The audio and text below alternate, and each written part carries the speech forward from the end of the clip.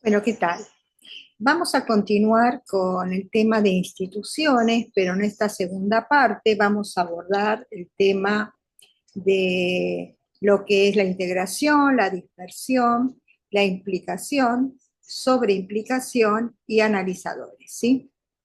Bueno, para repasar de lo que vimos la clase anterior y agregar algunos otros conceptos que pudieran haber quedado en el tintero, digamos. Eh, Habíamos visto los conceptos que introdujo Ulloa en el tema. Él habló de dimensiones verticales, horizontales, ¿no? Como dimensión vertical, recordar que tiene que ver con los organigramas de las empresas donde hay un director, un presidente, por debajo de ellos hay gerentes, subgerentes, jefes de departamento, puede haber subjefes, etc. Y hay una línea, una orden, hay una manera de, bueno, de encarar a la empresa, en este caso, o directivas de una directora puede ser una directora de escuela, que es como que descienden ¿eh? hacia las capas inferiores de ese organigrama vertical. Después hay otra modalidad que se da en el caso de otro tipo de agrupamientos eh, para distintas actividades como pueden ser las cooperativas, ¿no? Las ONG, etcétera. Otro tipo de empresa donde hay mayor comunicación a nivel de, por ejemplo, los distintos departamentos, entre ellos deciden, consensúan cómo dirigir o cómo, quizás con nuevas ideas también, cómo organizarse, cómo gestionar, pero en una forma más horizontal. Recuerden ustedes que en las cooperativas las decisiones se toman en conjunto, si bien a veces se nombra un presidente, pero todo es por consenso, no hay una directiva que viene de arriba hacia abajo. Seguramente en este tipo de dimensión puede haber una estructura sin jefes, y el ambiente no es tan hostil, ¿sí? Después va a decir Ulloa que existen grupos formales y grupos informales. Los grupos formales son aquellos que tienen que ver con los roles y las funciones que cumplen, por ejemplo, los empleados en una empresa, o el personal docente en una escuela, o los médicos, enfermeras en un hospital. Entonces están bien establecidas cuáles son los roles, cuáles son las funciones y la relación entre los enfermeros y los médicos a nivel profesional, entre los docentes y directora de escuela también a nivel profesional. Pero puede darse que también existan informalidad en los vínculos entre ellos. Puede ser que por más que dentro de la línea jerárquica uno esté por encima del otro, ¿no? Haya amistad. Entonces puede ser que parte de esta gente que integra una escuela o una empresa se vean por fuera de. Entonces pasarían a ser los grupos informales.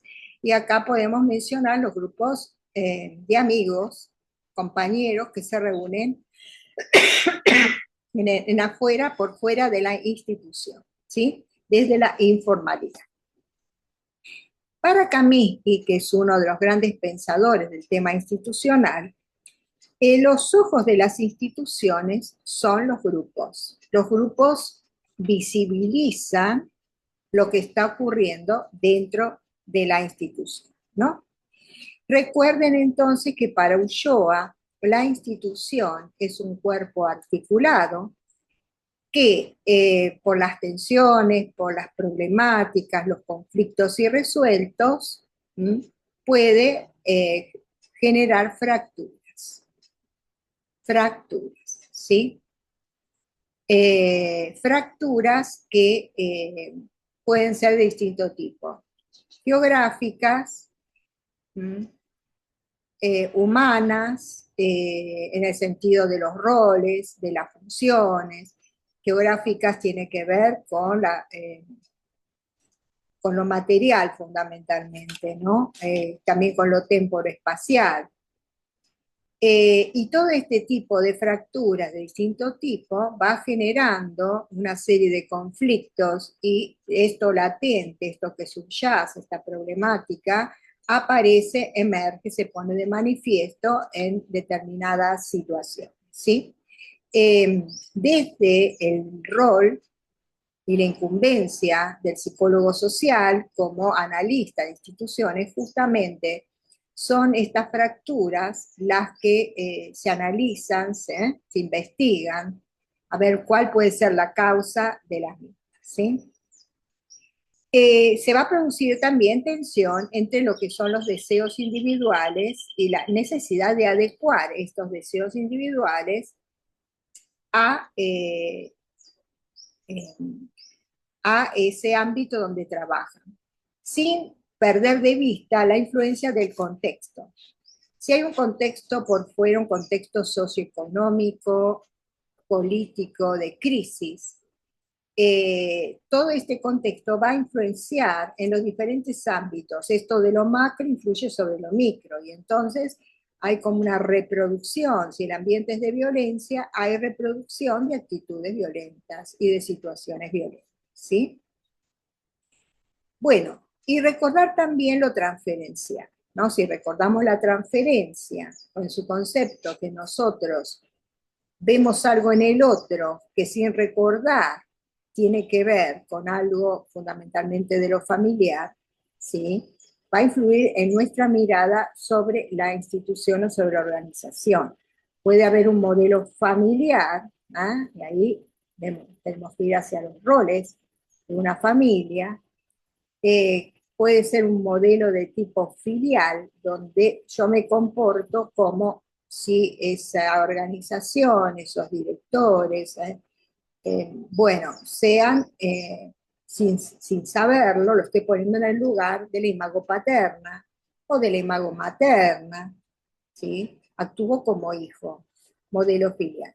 O también me puedo comportar como forma fraterna, ¿no? Como si los otros, bueno, fuesen mis hermanos sin darme cuenta que los estoy poniendo en ese lugar. Entonces, en el modelo filial puede haber un estado de sumisión, porque bueno, yo por mi historia personal, lo veo al otro como más como un padre autoritario, y entonces sigo ese esquema, esa estructura, esa identificación con ese modelo paterno autoritario, y entonces adopto la sumisión, ¿no? Pero también puedo adoptar lo contrario, ¿no? Puedo tomar distancia, puedo decir, no, yo a mí que no me trate así porque no lo voy a admitir, ¿eh? Esto de que me pasen de un departamento a otro no lo voy a admitir, voy a imponerme, qué sé yo, y entonces surge la rebeldía. O sea, como hijo puedo estar, o sea, puedo actuar desde el sometimiento, puedo actuar desde la rebeldía. Y en el modelo este, que puede ser la forma fraterna, puede surgir con los otros cuando es un esquema quizás grupal donde el líder tiene más características de líder autoritario, puede generarse celos y competencia entre los integrantes de una organización, ¿no? Quien se posiciona mejor ante este líder. Entonces puede surgir esto de la competencia y de los celos. Otras características a tener en cuenta es el tema de la proyección y la introyección. ¿Cómo proyecto en el afuera? Proyecto este objeto bueno o proyecto en el afuera este objeto malo. O lo idealizo a la institución o todo lo contrario.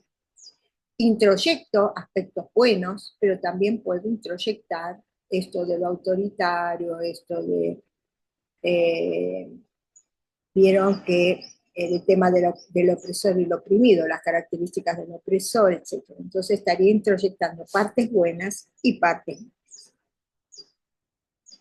Bien. Ahora sí, entonces, ya entrando al tema de la implicación, el concepto de implicación viene de una metáfora textil, ¿no? Es una metáfora textil que tiene que ver con los pliegues de un tejido, ¿no? Los pliegues. Viene de ahí el término implicación. Algo que está en los pliegues. El que abordó fundamentalmente el tema de la implicación y la sobreimplicación fue René Luro, ¿eh? ¿Se acuerdan? Sociólogo francés.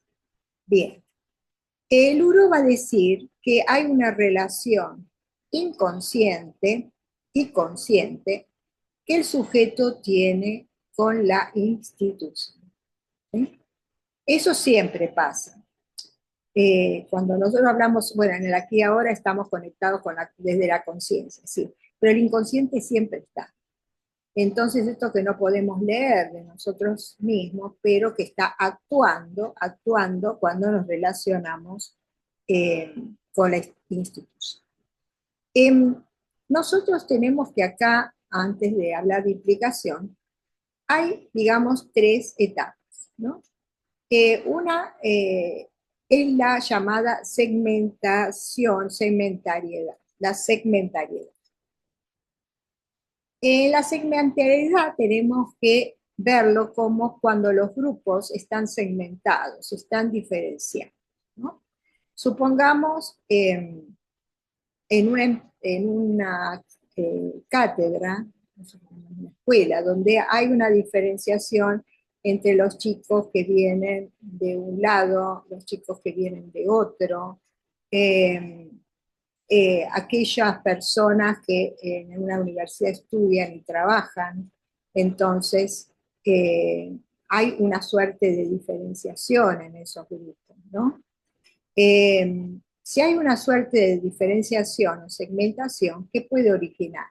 Y puede originar que surjan las individualidades, surjan los sentimientos de desigualdad, de injusticia. Supongamos que aquellos que estudian y trabajan tienen más beneficios al momento de elegir una cátedra, al momento de los parciales y demás, ¿no? Todo ese sentimiento de desigualdad se manifiesta y se manifiesta en estos grupos eh, que, que notan la diferencia y se llama esto también sentimientos de negatividad, ¿no? Y puede originar relación de tensión entre los grupos, ¿no? Acá estaríamos en lo sociodinámico. ¿Qué pasa en el ámbito sociodinámico cuando un grupo empieza a confrontarse con el otro, ¿no? Supongamos, no debería suceder, pero supongamos que en el grupo de ustedes operativo hay más contemplación entre un subgrupo frente a una determinada actividad que en otro grupo, ¿no? Hay más tiempo, se les otorga más tiempo, más paciencia, etcétera, etcétera. Todo eso suele surgir cuando estamos ante la segmentaridad. La segunda etapa es la transversalidad. ¿Qué dice la transversalidad? La transversalidad tiene que estar relacionada con el saber o el no saber. Entonces, hay muchas veces en estos grupos no se sabe ciertas cosas o uno cree que no sabe aquello que sabe. ¿Eh? Grupos que desconocen este saber o no quieren saber. ¿Sí? Puede ser en algunos grupos muy estrictos, las sectas, ¿no? Donde no aceptan la diversidad. Una cosa es así y no es de otra manera. Y no es porque no entiendan de que puede pasar esto, la diferencia, porque las subjetividades existen, no podemos ser iguales, por más que se proponga eh, inculcar lo mismo. Sí, pueden asumirlo porque si no me quedo en afuera, si no lo acepto esto me quedo en el afuera. Pero prefiero entonces no saber o desconocer algo, ¿no? Hay demasiada, desestiman cualquier otro grupo con sus diferencias y hay bastante homogeneidad, ¿no? entre los que ocupan un lugar dentro de ese grupo. Eh, y acá podemos empezar a hablar de lo que son los grupos objeto y los grupos sujeto.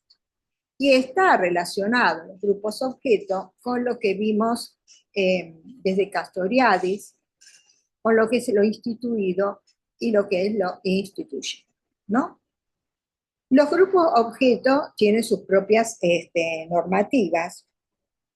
En una fábrica se sienten muy como propios, como una pertenencia extrema, extrema hacia ese agrupamiento, ¿sí?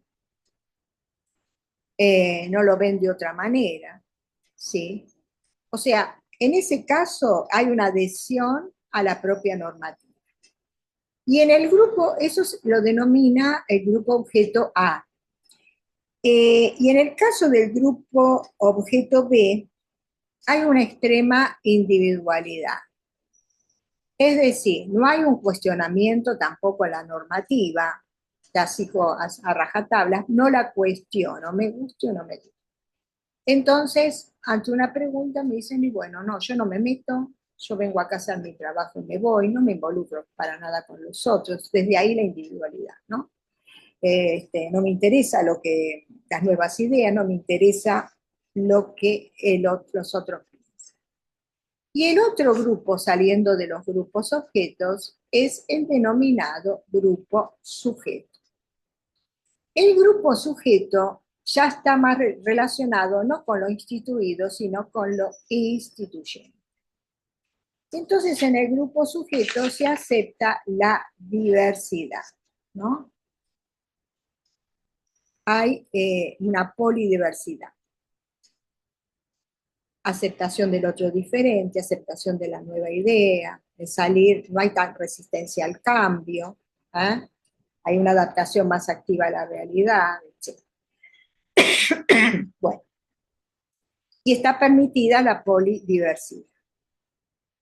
Y va a decir el Huró que los sujetos oscilan entre ambos objetos, eh, entre los objetos y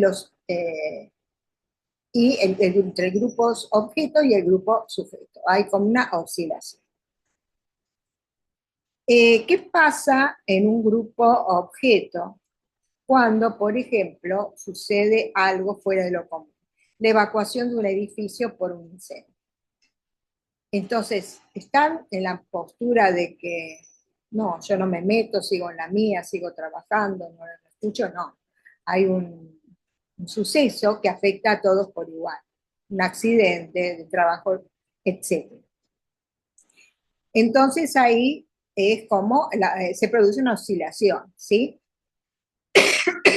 Entonces, los grupos sujetos, a diferencia de los objetos, también permiten revisar sus prácticas, ¿sí? A integrar las diferentes perspectivas. Bien. Entonces llegamos al punto de lo que es la implicación, ¿sí? Al punto de lo que es la implicación. ¿Qué es la implicación?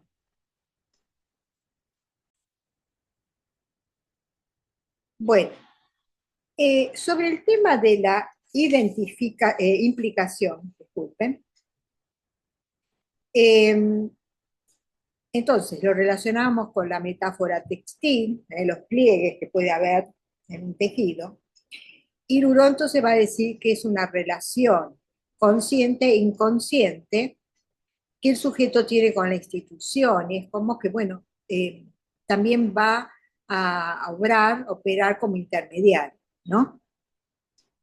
Entonces, es aquello que se interpone, es otro concepto, aquello que se interpone entre el ojo del analista, aquel que está analizando la institución, y el sistema institucional. Algo que se interpone entre el ojo del analista y el sistema institucional. Puede ser que nuestros propios grupos de pertenencia, o grupo de pertenencia, interfieran en que yo pueda ver exactamente lo que pasa, porque el pertenecer a un grupo ya está ligado a emociones, a sentimientos, a pensamientos en relación con ese grupo. Ustedes saben que dentro de un grupo surgen una serie de cuestiones desde lo psicológico, que van desde la fantasía, la unidad como grupo, etc. Hay algo que está operando, ¿sí? En este grupo de interferencia y que no hace que uno pueda relacionarse o ver las cosas desde la neutralidad, desde la neutralidad. Eh, entonces hay experiencias de gestión, pero esas experiencias de gestión también se interpone esto de los grupos de pertenencia, ¿no? Eh, entonces, eh, hay en esta situación de la implicación también modelos familiares que entran a jugar. En algunos casos se naturaliza el maltrato, se naturaliza el maltrato. Identificación con los rasgos, ¿sí? La transferencia y la contratransferencia que puede actuar en estas situaciones. Por eso va a decir Luro que es necesario analizar la propia implicación. Sin implicación no significa para nada compromiso. Eso nada que ver, sino que es algo que está operando en mí, que puede ser consciente e inconsciente, y que hace que no vea las cosas a veces con la neutralidad o la objetividad necesaria. El distanciamiento óptimo sería necesario en el caso del analista, ¿sí? Bien. Hay ciertas cuestiones que están muy, a ver, instituidas, porque yo, bueno, sigo a rajatabla la normativa, pero en la práctica van a obrar un poco haciéndome pensar o obstruyendo, ¿no? Esto que yo pienso que debe hacerse de determinada forma y no de otra. Por ejemplo, un médico al que se le ordena ir a visitar eh, pacientes en un barrio carenciado. Entonces llega a esa casa precaria, el paciente está en un lugar, por ejemplo, una familia donde todos conviven en el mismo espacio, no tiene suficiente ventilación, ni iluminación, no son la situación de estado de higiene óptimo, y le empieza a pedir ciertas cosas de cuidados, de buena alimentación, bueno, este, de medicación, de otros cuidados paliativos, que, y no ve esta imposibilidad que tiene esta familia para enfrentar todo eso que eh, se le está pidiendo, que él está pidiendo. Entonces, ven que ahí no se está viendo con neutralidad la cosa, ¿sí? Se está viendo desde el librito que yo tengo, porque mi deseo es que esta gente haga estas cosas y no veo la imposibilidad, ¿no? Como este mandato familiar debe ser esto, pero a veces no se puede ser eso, no se puede operar como médico de la misma manera en todas las circunstancias. También, a veces, hay, por ejemplo, en el caso de una docente con suficiente experiencia, a la cual va a una escuela también medio estigmatizante y entonces tiene que seguir esos libritos cuando, que la escuela le propone, cuando sabe que en las prácticas eso no se da, por las características de los alumnos, por el lugar geográfico, etc. No todas las escuelas funcionan de la misma manera. Tiene que ver el contexto, tiene que ver el nivel poblacional. Y entonces, bueno, se queda como afuera de una mirada que tiene la institución, en ese caso, con la cual no sabe qué hacer, ¿no? Bien, entonces, tenemos por un lado la implicación, ¿sí? Y por el otro lado tenemos la sobreimplicación. Y la sobreimplicación, como el término lo indica, es más exagerado, son visiones desde el mito fundacional, ¿sí? Los fundadores de una escuela, los fundadores de una empresa, de una fábrica, de un centro hospitalario, ¿no? Son los que han instalado el proyecto, un proyecto donde hay un ideal de ese proyecto, que esa es su razón de ser. Entonces la sobreimplicación forma parte cuando estos grupos, bueno, tienen un nivel de pertenencia, dadas las características del lugar, sobredimensionada, como lo ideal, ¿no? Esto es lo ideal. Y entonces hay una imposibilidad de analizar las propias implicaciones. Esto es ideal, pero hay algo, cosas que no me cierran, no me siento al 100%, pero trato de transmitir que está todo bien, ¿cierto? Hay una imposibilidad de analizar las propias implicaciones. Hay una ceguera también a nivel institucional, una ceguera, ¿eh? En todo esto y una extrema identificación con la institución. En estos casos puede darse también el sujeto sobreexplotado, un empleado sobreexplotado, que ignora sus propios intereses, sus necesidades, sus derechos, ¿sí? Hay mucho control de las tareas y entonces también hay competencia excesiva entre los miembros de esa institución. Bien, otro término, además de institución que vamos a ver ahora, dos conceptos o dos movimientos que se pueden generar en las instituciones, que son los de integración y dispersión. Como integración en una organización se entiende la tendencia hacia la integración que tiene su origen en el momento de la institucionalización, en donde un grupo de personas, aunadas por un fin común, ¿sí? Aceptan un sistema de creencias, ideas, valores, tradiciones, ¿no? Se da con el origen de algo. Entonces hay una extrema integración a todas estas ideas, creencias, hay ese momento, ¿no? Porque podemos hablar de movimientos, acá hay movimientos o momentos de integración. Se da en el inicio, cuando se funda algo, ¿no? Y entonces hay una aceptación de las normas, institucionales. Entonces, en esta fusión intervienen elementos racionales que tienen que ver con el bien común y también hay elementos emocionales, ¿no? La tendencia integradora se identifica con el instinto de vida. Y acá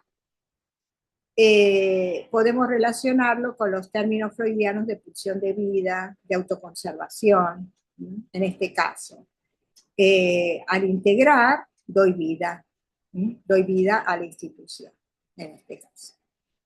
Lo otro, lo opuesto, que está relacionado con la otra pulsión, que ustedes recordarán la pulsión de muerte, que tiende a volver la materia hacia lo inorgánico, hacia el inicio, ¿no?, de la vida.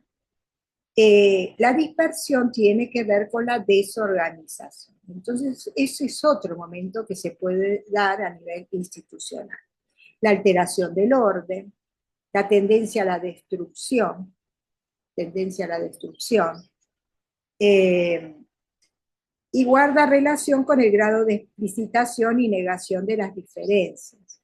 Cuando yo no acepto las diferencias, la heterogeneidad en los componentes de una institución, bueno, entonces comienza el grado de desacuerdo y de desorganización, ¿no? Guarda relación con el grado de explicitación y negación de las diferencias que inicialmente presentaban los grupos preinstitucionales. Esto quiere decir que cuando se crea un grupo, estas características se funda y todo es ideal, todos somos divinos, todos pensamos de la misma manera, ¿no? Con una idea de dar vida a eso que se originó, se está negando al mismo tiempo las diferencias entre los miembros. Existen, es un imposible que no exista. Entonces son desacuerdos reprimidos, ¿sí? Que constituyen pautas culturales y modos de comportamiento que tienden a parecer antagónicos, contrapuestos, excluyentes, ¿eh? Sin que aparezcan los verdaderos motivos del enfrentamiento que tiene que ver esto con el no haber aceptado las diferencias.